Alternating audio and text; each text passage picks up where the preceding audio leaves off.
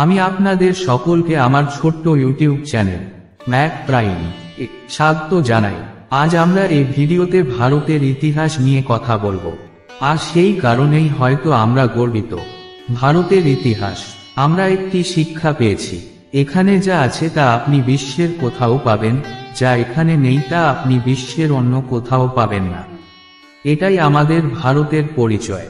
মহাভারতকে মহাকাব্য আকারে রচিত ভারতের ঐতিহাসিক ও দার্শনিক গ্রন্থ হিসাবে বিবেচনা করা হয়। এটি বিশ্বের বৃহত্তম সূর্যঘড়ি। এতে প্রায় 1,00,000 শ্লোক রয়েছে, যা ইলিয়াড এবং ওডিসির চেয়ে 7 গুণ বেশি বলে মনে করা হয়। গীতা মহাভারতের একটি অংশ মাত্র। মহাভারতে বেদ এবং অন্যান্য হিন্দু গ্রন্থের সারমর্ম রয়েছে। মহাভারতের রচয়িতা ছিলেন মহর্ষি বেদ ব্যাস। ভিডিওটি ভালো লাগলে আমার চ্যানেলটি সাবস্ক্রাইব করতে ভুলবেন না। পণ্ডিতরা বিশ্বাস করেন যে মহাভারতে উল্লিখিত সূর্য ও চন্দ্রগ্রহণের অধ্যয়ন থেকে জানা যায় যে এটি খ্রিস্টপূর্ব 31 শতকে তৈরি হয়েছিল।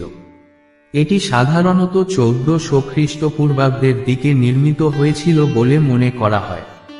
আর্যভট্টের মতে মহাভারত যুদ্ধ 3137 খ্রিস্টপূর্বাব্দে হয়েছিল এবং কৃষ্ণের মৃত্যুর 35 বছর পর কলিযুগ শুরু হয়েছিল। একটি গবেষণা অনুসারে রাম 5114 খ্রিস্টপূর্বাব্দে জন্মগ্রহণ করেছিলেন। মহাভারতে কৌরবদের পক্ষে লড়াই করা শল্যকে রামায়ণে উল্লিখিত লব ও কুশের পর 50তম প্রজন্ম বলে মনে করা হয়। এই ভিত্তিতে কিছু পণ্ডিত মহাভারতকে রামায়ণের 1000 বছর পর বলে মনে করেন।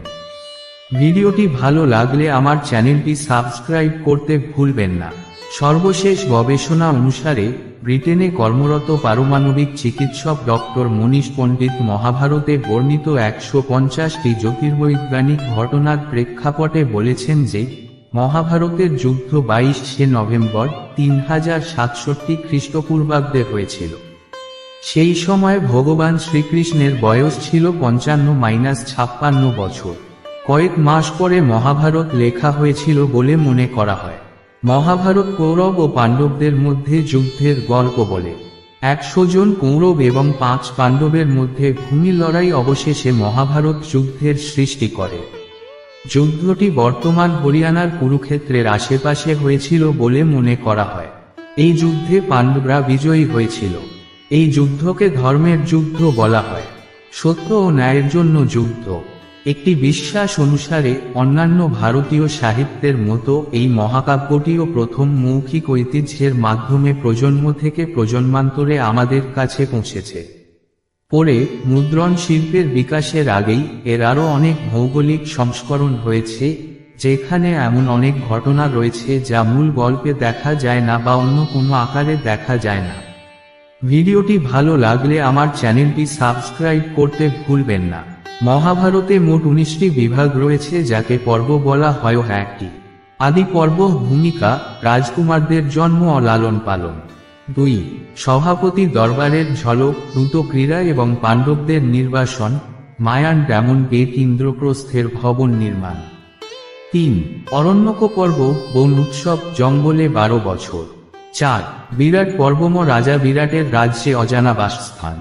5 শিল্প যুদ্ধের প্রস্তুতি। 6 ভীষ্মপর্ব, মহাভারত যুদ্ধের প্রথম অংশ, কৌরবদের সেনাপতি হিসেবে ভীষ্ম। এই উৎসবে আসে ভগবদ্গীতা।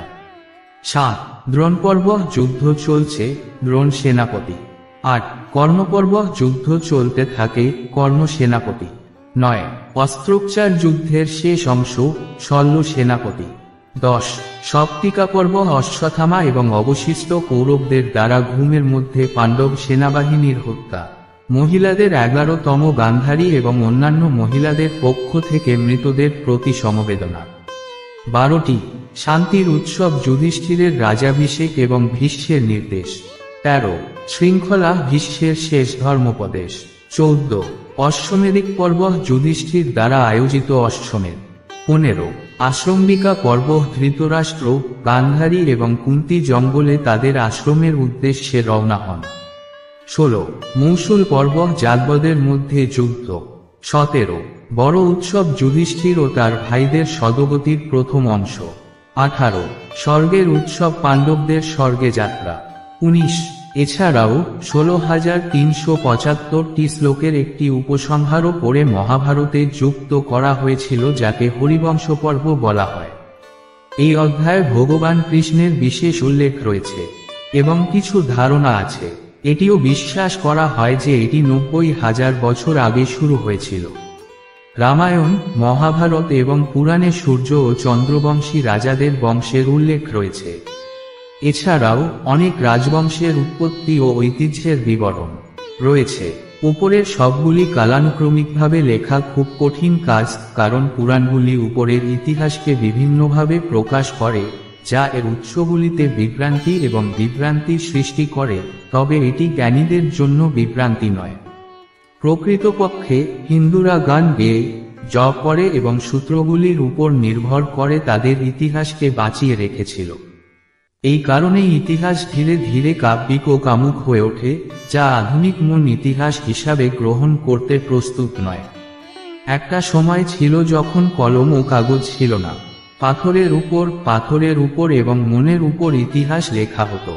ভিডিওটি ভালো লাগলে আমার চ্যানেলটি সাবস্ক্রাইব করতে ভুলবেন না। যখন আমরা হিন্দু ধর্মের ইতিহাস বই পড়ি, তখন আমরা ঋষি ও মুনিদের ঐতিহ্যের আগে মনুর ঐতিহ্যের উল্লেখ পাই, যাকে জৈন ধর্মে কুলকার বলা হয়। এমন 14 জন মনু রয়েছেন যারা সমাজকে সভ্য ও প্রযুক্তিগতভাবে উন্নত করার জন্য অক্লান্ত পরিশ্রম করেছেন। পৃথিবীর প্রথম পুরুষের নাম ছিল স্বয়ম্ভব মনু এবং প্রথম মহিলা ছিলেন শতরূপ। মহাভারতে 8টি মনু রয়েছে। বর্তমানে পৃথিবীর অষ্টম মনু হলেন বৈভাসতের সন্তান। অষ্টম মনু বৈভাসতের সময় ভগবান বিষ্ণুর মাছের অবতার হয়েছিল। পুরাণে হিন্দু ইতিহাসের সূচনা সৃষ্টির উৎপত্তি থেকে বলে মনে করা হয়। এটি বলা উপযুক্ত নাও হতে পারে যে এটি এখান থেকে শুরু হয়েছিল, তবুও হিন্দু ইতিহাস গ্রন্থ মহাভারত এবং পুরাণে ভগবান কৃষ্ণের প্রজন্মের কাছে মনু প্রথম মানুষ এর উল্লেখ রয়েছে। বন্ধুরা, আজকের ভিডিওটি এখানেই শেষ করছি। আমি আগামীকাল একটি নতুন ভিডিও নিয়ে আপনাদের সামনে আবারও উপস্থিত হব। ভিডিওটি ভালো লাগলে আমার চ্যানেলটি সাবস্ক্রাইব করতে ভুলবেন না। ভিডিওটি যতটা সম্ভব লাইক এবং শেয়ার করুন। আপনারা সবাই সুস্থ ও সুন্দর থাকুন। আজকে এখানেই বিদায় নিচ্ছি।